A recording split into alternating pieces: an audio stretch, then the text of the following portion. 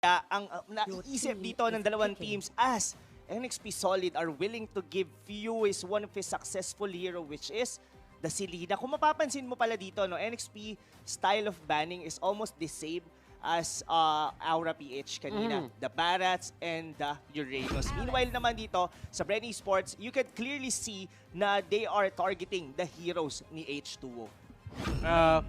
They know that H2O dito is going to be the X factor talaga kasi for the side of NXP Solid. So, might as well give the other players yung mga hero nila na may mga X factor sila. Then, ang gawin mo is talagang ipitin mo si H2O in a play na parang hindi siya makakagalaw ng komportable. Tingnan mo yung ginawa nila dito. Kinuha agad nila yung Lancelot para kahit anong kunin ng NXP Solid dito, wala nang mas bibilis doon. Kasi nakuha na din, naban na din ng Bren Esports dito, yung Roger and yung Harris na nilalaro usually dito ni H2. Ah, yeah. That's a good point, honestly, Butters, ah. Pero speaking of the draft, medyo complex pa dito for the side of Bren. They have here one of the strongest side lane. And of course, Lancelot ni Carl TC, we all know what he is capable pagkahawak niya ang hero na yan. And again, yung kay Few. Meanwhile naman, nandito pa rin naman yung signature hero. Yes, it's the win rate, 37.5% na nakikita nyo sa inyong harapan. Pero whenever H2O is using the Ling, regardless they win or lose that match, laging siya ang X-Factor just like Butter said. Now, for the side lane dito, would you think the Cho gonna be a side lane, a Renegade hero, or is it gonna be a tank? Para sa akin, automatic kasi ang NXP Solid kapag kumuha sila ng Cho, it's going to be a Renegade hero. I see. Hindi sila yung team na gumagamit ng Yawi tank Cho. Hindi nila galaw yon. It could be the adjustment na ginawa nila, who knows, pero as the stats say, si Cho ay madalas ginagamit ni Renegade. Yes, yes. And we also know that Yawi, katulad nga, well, in-expect din siguro yung ni Bren or ng Bren, yung sinabi mo, Butters. Kasi kung makikita mo, they still ban the Kufra kasi alam nga nila na hindi pa rin yan ang hero ni Yawi. And one of the successful heroes, of course, ni Yawi, it's Kufra. And are they gonna be kasi kung iisipin mo, no, si Yawi is like somehow like a Chakno. In terms of the hero pool and even on how he actually plays. May napapansin ako dito sa side ng NXP Solid, halos lahat ng mga skills dito, yung mga ultimates ng mga course nila, pabilog. So sino yung nag-benefit sa mga ganyan? Atlas. They could go for an Atlas right now for NXP Solid and I wouldn't be surprised kasi isa yun sa mga hero ni Yawi din. Totoo yan, totoo yan. They will go for an Akai, wow. Well, pabilog din yan. Pabilog din yan, actually. Bilog na siya, level 1 pa lang si Akai. But, umiikot siya, so it still makes sense. And this is actually a welcome adjustment na ginawa ng NXP Solid. Tatandaan natin na for the longest time, ang sinasabi ng panel natin, na ang nag-Akai lang daw sa MPL, dito at nag-utilize talaga ng tama is Blacklist International. But right now, NXP Solid, gumawa na rin sila ng ways nila para ma-incorporate yung Akai dun sa playstyle na gagawin nila. Oo eh. Actually, ang ganda nung adjustment na pinapakita rito ng NXP Solid. This is not the usual, the first three heroes were the usual, pero yung Akai as a tank for Yawi, this is gonna be the first. And like what said, Blacklist lang yung nag-utilize nito. And this is one of their signature heroes. Even coming sa qualifiers is their Carmilla. Okay, so it's going to be a Chester, Akai, Yawi, Carmilla.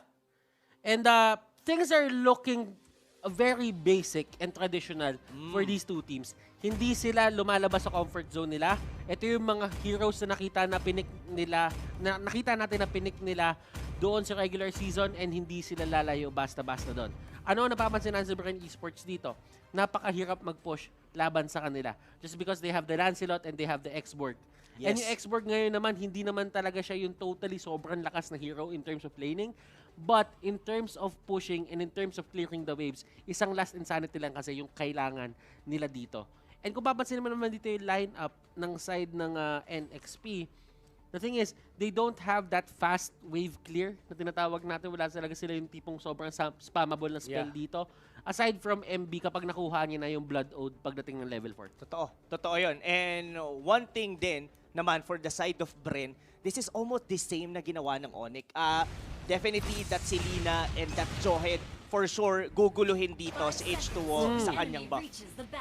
And in terms of wave clear dito, I'm actually going to think that siguro nakuha ng Bren Esports yung tamang timpla niya, while for si NXP, I think medyo kailangan niya mag-adjust accordingly sa binibigay na pressure ni Bren Esports. Yes. Tingnan natin kung paano magpa-pan out tong game na to. Yun ang tanong, kung paano nga talaga dito magpa-pan out. Ito na, mga kaibigan, bakbakan na Bren Esports versus NXP Solid game number 1.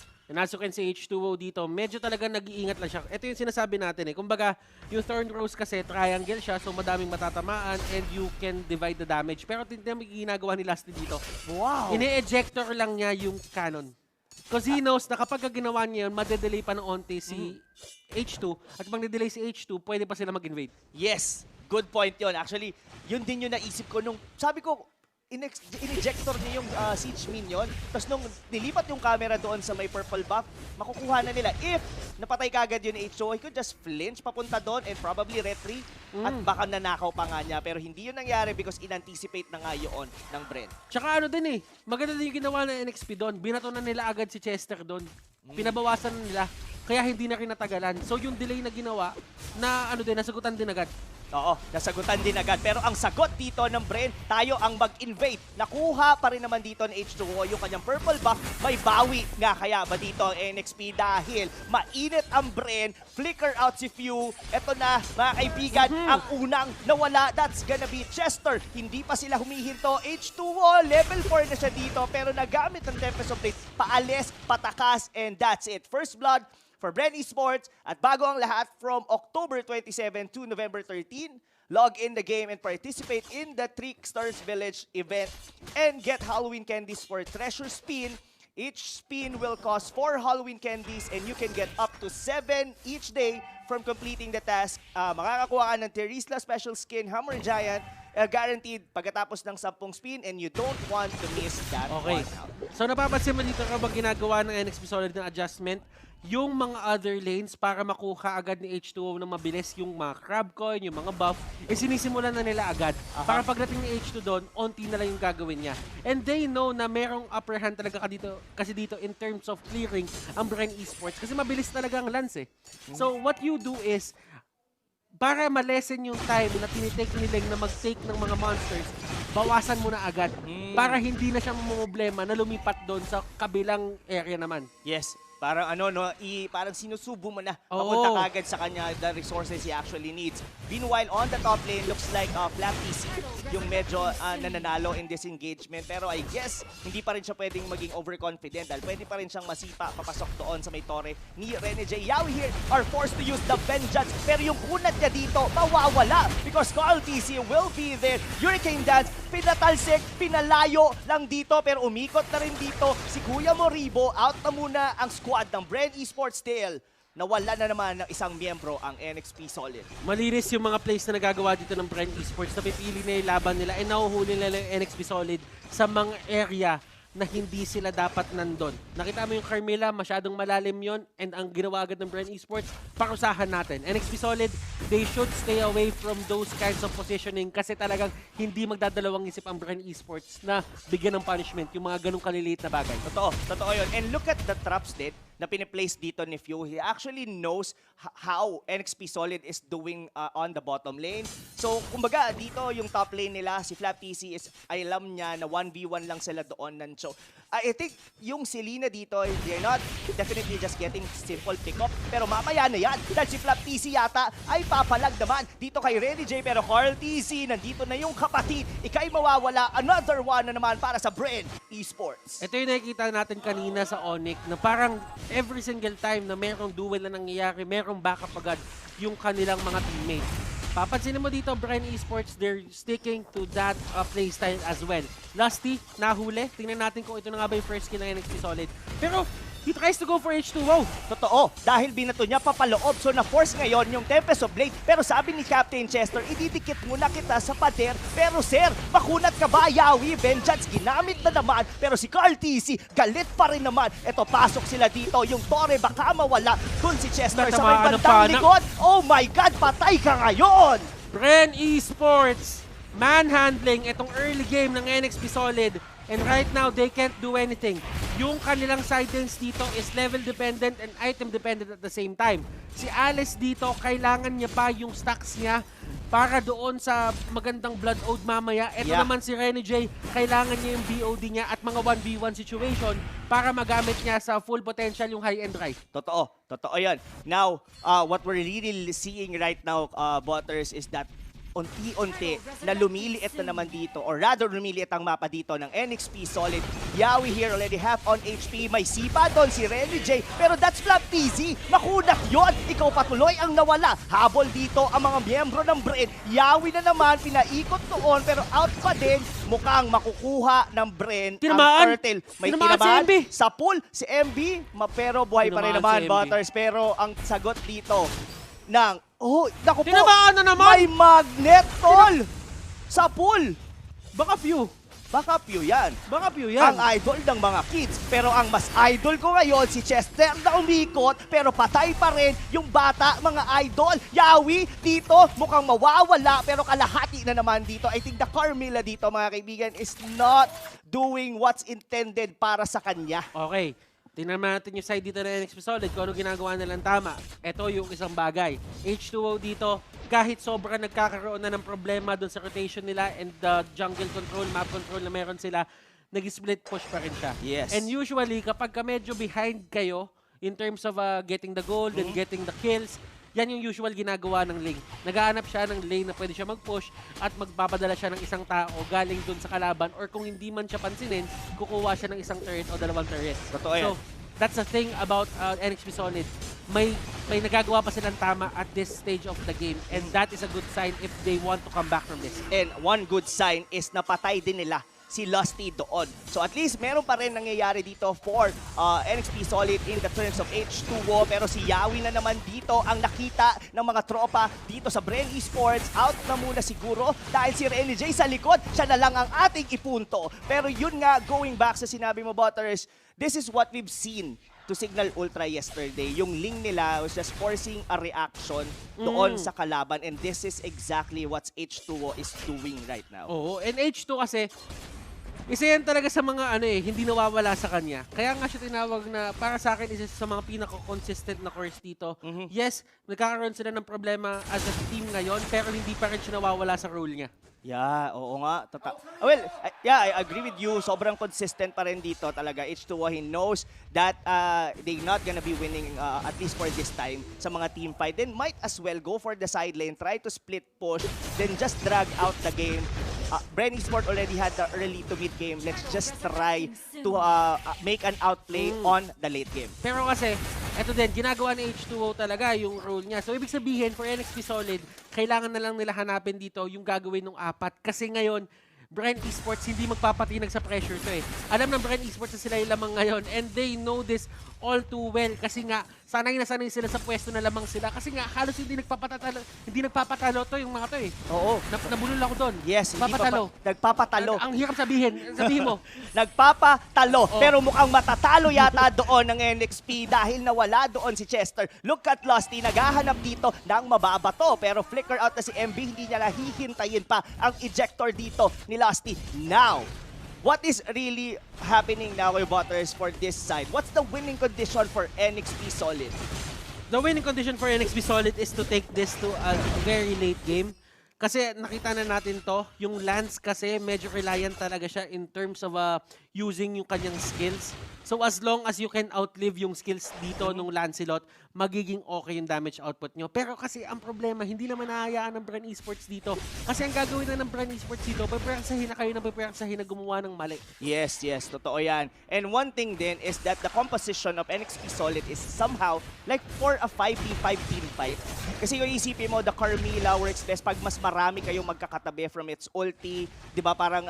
wala pa tayo nakikita ng isang full-blown team fight eh. No? Wala pa tayo talaga. Well, it somehow makes sense kasi hindi pa rin talaga capable yung NXP Solid. I mean, the sustain coming from the Selena, hindi niya pa kaya. Specifically dito, yung damage ni Carl TC, kayang-kaya pa siya ditong mabura. It's Ribo dito. Inaagaw niya itong buff. Itong side ng NXP Solid.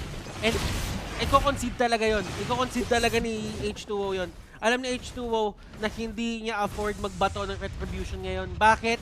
Hindi aabot sa cooldown ng Lord. Kapag nakita ginamit yung Retribution, automatic maglo-Lord yung Bren Esports.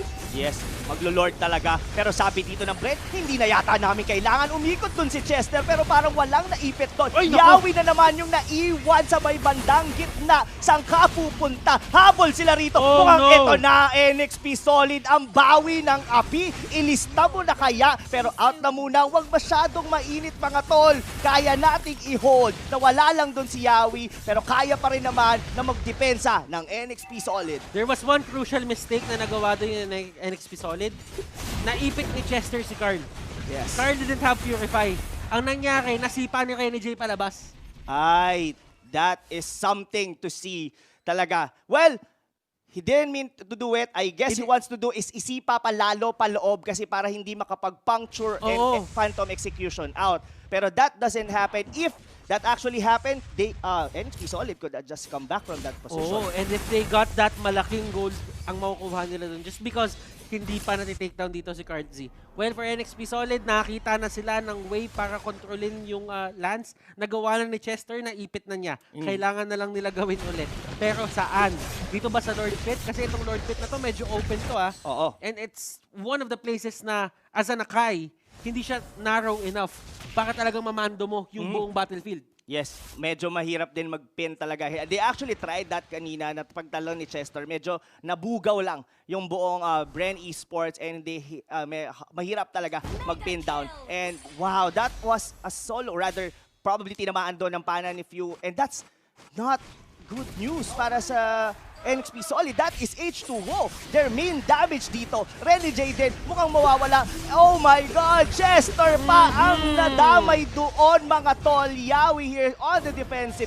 Pasok dito. Ngayon, 5 miyembro ng Bren Esports sa loob ng base ng NXP Solid. Unti-unti na para bang nag-audition ng papunta ng PBB. NXP Solid, isa-isang nawawala. Pero ngayon, kaya pa bang dumipensa nila dito, Butters? Sila Lusty dito, talagang gumagawa na sila ng mga play. Mag-hurricane dance, ang igagawa ay ejector. Literal na hindi nila binibigyan ng panahon huminga o pahingahin yung laro na ginagawa nila ng NXP Solid. And Bren Esports knows na kapag dumating sa late game, magkakaroon din sila ng problema kay Renny J, magkakaroon din sila problema kay Alice. So might as well end this right now. They're playing it right. H2O dito, as much as he wants to do something, medyo magiging mahirap talaga in terms of Lancelot yung kalaban niya. Yes, mahirap nga. Pero nakapitas. Dito naman ang NXP Solid. Gawin mo ng dalawa, hindi pala. Dahil yung Akai yung nawala. Bumalik yung Firaga Armor dito ni Ribo. Na-pop yung Immortality pero buhay pa siya dito. Habol na doon. Renny J bumabalik. Naku po, Carl TC mahuhuli na nga kaya. Double kill dito. Si Renny J.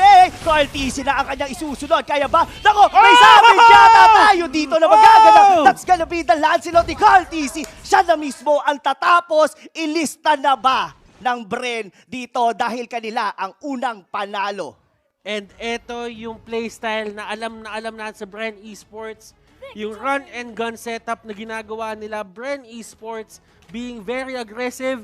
Nakita nila yung weakness ng lineup dito ng side ng NXP Solid.